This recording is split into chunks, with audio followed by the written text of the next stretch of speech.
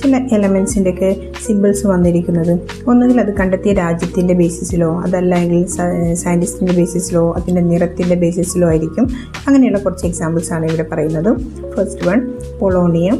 Poland എന്ന ഒരു country, ആ ഒരു രാജ്യമാണ് അതിൻ്റെ ബേസിസിലാണ് വന്നിരിക്കുന്നത്. ഫ്രാൻസിയം, ഫ്രാൻസിൽ നിന്ന് ആ ഒരു കൺട്രി നെയിമാണത്. പിന്നെ അമേരീഷ്യം, അമേരിക്ക, അതും കൺട്രി നെയിം, രാജ്യത്തിൻ്റെ പേരാണ്. ക്രോമിയം വന്നിരിക്കുന്നത് ക്രോം എന്ന ആ ഒരു വേർഡ്, അതായത് നിറം. ക്യൂറിയം, അത് കണ്ടെത്തിയ സയൻറ്റിസ്റ്റാണ് മേരി ക്യൂറി എന്ന ഒരു ലേഡി സയൻറ്റിസ്റ്റാണ്. ദെൻ ഇൻഡിയം, ഇൻഡിഗോ എന്ന നിറം. ക്ലോറിൻ, ക്ലോറോ മീൻസ് നിറം എന്നാണ്.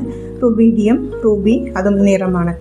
നെപ്റ്റ്യൂണിയം, നെപ്റ്റ്യൂൺ എന്ന ഗ്രഹം, പ്ലാനറ്റ്, അതിൻ്റെ ബേസിസിലാണ് ആ പേര് കിട്ടിയിരിക്കുന്നത്. ടൈറ്റാനിയം, ടൈറ്റൻ, ഉപഗ്രഹം. യൂറോപ്പിയം, യൂറോപ്പ് എന്ന ഭൂഖണ്ഡത്തിൻ്റെ പേരിലും വന്നിരിക്കുന്നുണ്ട്. പ്ലൂട്ടോണിയം, പ്ലൂട്ടോ, ആകാശഗോളം. നമുക്കറിയായിരുന്നു പ്ലൂട്ടോ എന്നുള്ളത് ഗ്രഹമായിരുന്നു പണ്ട് അറിയപ്പെട്ടിരുന്നു. ഇപ്പോൾ അത് ആകാശഗോളമായിട്ടാണ് അതിനെ കൺസിഡർ ചെയ്യുന്നത്. Then mendelevium, Mendeleev സയൻറ്റിസ്റ്റാണ്.